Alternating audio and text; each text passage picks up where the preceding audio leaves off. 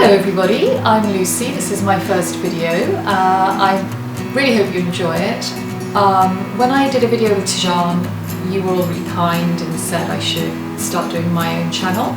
So this is my very first. I'm responding to generally just some requests. Most requests tended to be revolving around things like what's in your handbag or what perfume you like. So here goes. So I'm going to start with something that is an absolute favourite, and actually something that I've learned relatively recently.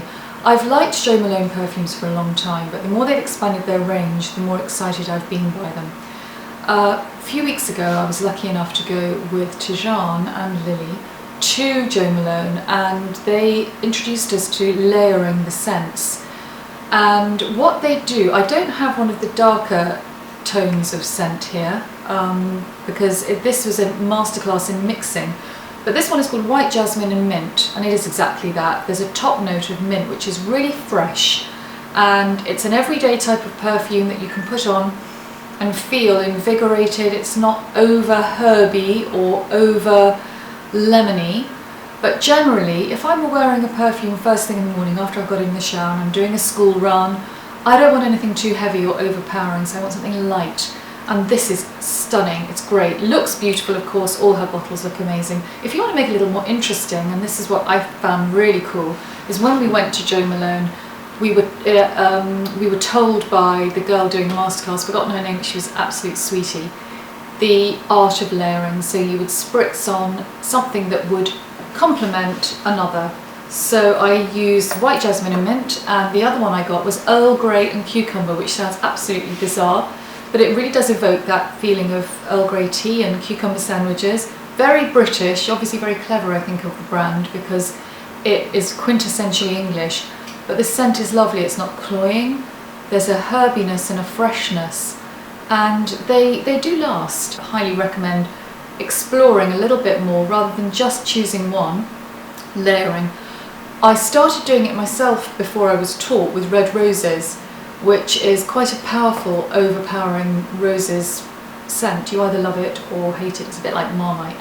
And I love it, but I also like layering it with something that's got a deeper patchouli or amber, something that's quite strong, maybe masculine. And you put a deeply feminine one on the top. You can do this with any brand. You can mix brands. So if there's a note in a perfume you particularly like, be bold, be brave. Anyway, next one. This is totally the opposite of a Jo Malone. This is a very deep, strong fragrance. Zadig and Voltaire is a French brand that is a retail brand, have really cool clothes. When you walk into any of their shops, originally they were only in Paris, and occasionally on a trip to Paris I would walk into the shop and just be enveloped by the scent, and you get so excited. And I think perfume, that's one of the things about perfume, it evokes a memory or an emotion. Obviously if it's a negative emotion, you're never going to want to recall that fragrance and choose to wear it. But as with anything in our lives, we go through various experiences, and a lot of, I believe one of our primary responses to stimulus is through scent. I'm always reminded whenever I spritz this perfume on of the very first time I walked into a Zadig and Voltaire shop in Paris, and I felt so glamorous and I really wanted to find this fragrance. At that time they only used to spray it around the shop, and then they responded as a good retailer would to customers' demands, and they started bottling it and selling it. It's called Tome. I'm not sure whether they do just the one or the two. It's quite churchy, it's quite intense, it's quite heavy. That's one I'll put red roses over the top, actually, strangely enough, but it's powerful. If I wear that, nobody misses it, and somebody will always ask what I'm wearing.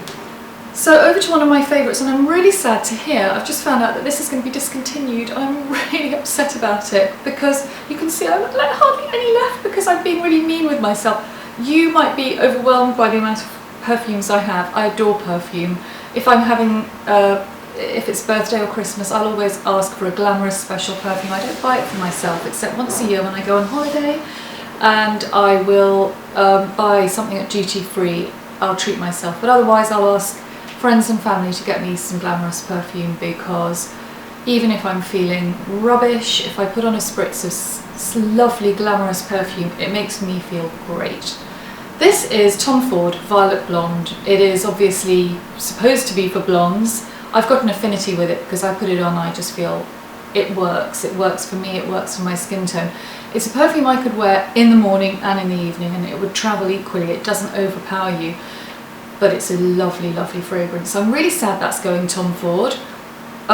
Please don't let it go or replace it with something else. I said that I do treat myself once a year, and I do this annually. I will go to whichever duty free I'm in, Gatwick or Heathrow, wherever I'm travelling to, and I will treat myself to a Guerlain Aqua Allegoria, and it is a different type of perfume that they have a range, and they tend to be quite herb related. So there's things like mandarin, fruit, mandarin, pineapple, not pineapple, what's the other one? Grapefruit, fresh herby, blue tony notes, citrusy. They're almost cologne-like. The bottle is exquisite with this really lovely sort of caging almost in gold on the top.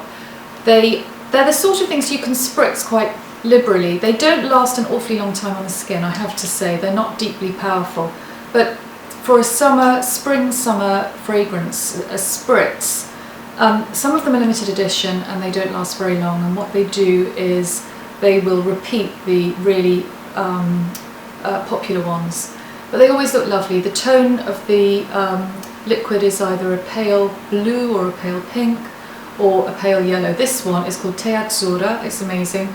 I wouldn't say this is any better than any of them. They are all beautiful. You'll always find something. If you're looking for a gift for somebody, these are actually very special. Not a lot of people, I think, know about these because they're not promoted heavily as in a new fragrance that YSL or Chanel would launch and everybody would go to and buy that. These are a staple that Guerlain always have, and the packaging's sublime. So this is an absolute favourite as well. If I were to say how many times I've been stopped and asked what perfume I'm wearing the most, I would say it's this one. It's by Bulgari and it's called Jasmin Noir, Black Jasmine. There's another one, a derivative of it, called Jasmin Noir. It's slightly different, I'm not sure. There is a distinction between them. Very, very powerful fragrance, absolutely beautiful, very feminine. I do like masculine fragrances as well. I think I love mixing them. This is really lovely, very glamorous.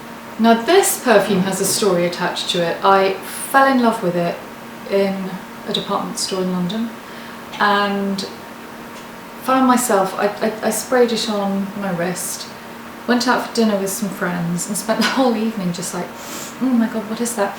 Oh my god, it was amazing. I love it, I love it.